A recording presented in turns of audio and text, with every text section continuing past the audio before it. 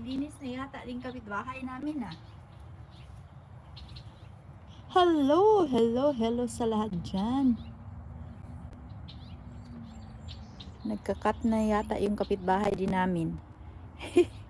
Talaga si Habi, sabihan na wag muna ngayon kasi Black Friday, Good Friday. Sabi niya, kaya time to cut kasi Good Friday. Hello, hello si Sablet.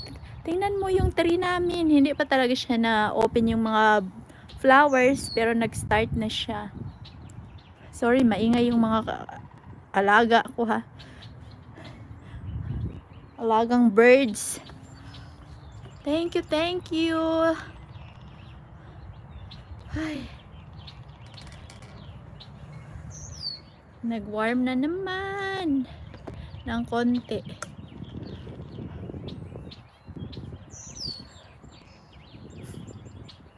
Maraming salamat sa inyo. Sorry na hindi ako kung ilang araw na hindi ako nakapag-YT guys ha. Kasi minsan gabi na kami nakauwi dito sa bahay. Pati kaming ni Habi, naglalakad. Lumalabas kami. Labas-labas. Nagwo-walking.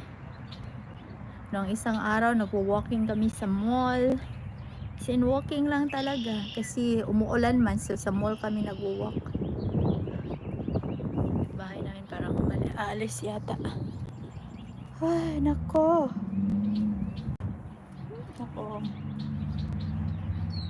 Ang aking ilong.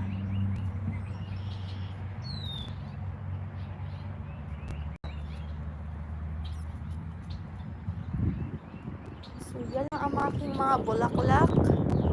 Mayroon na akong sandali. I-adjust ko daw itong ko ha. I-adjust ko muna itong aking before ako mag-in.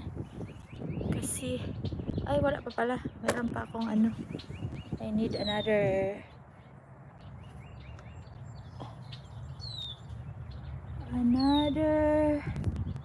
20 minutes pa pala. 20 minutes before ako mag-in. Maraming salamat sa tambay dyan. Si Evelyn, Mama Lo, Sis Lovely, si Melo.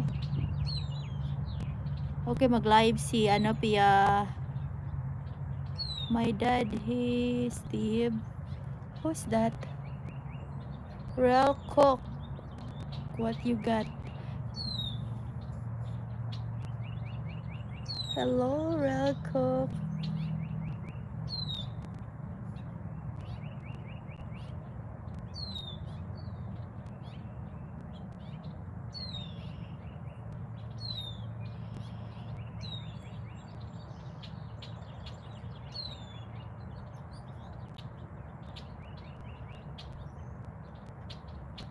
Thank you.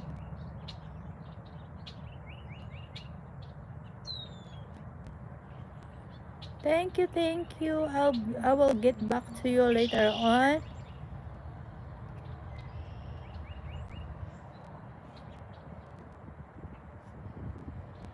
Thank you. Thank you guys. Chilly siya. So, ang aking hyacinth, yan. And then, mayroon akong daffodil. So, punta na lang tayo dito para mag-ina ako after this. Okay. Anong oras na ba? Ginutom na ako. Wala pa akong 2 o'clock pa pala. Kala ko 2:30 na. Okay lang. Okay lang. Daffodil ko. Wala naman akong shoes. Sandali guys, kunin ko yung mag-slipper na lang. Hinubad ko yun kasi puro lapok.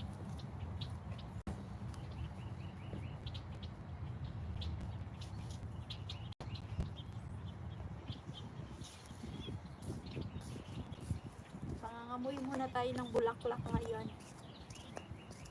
Thank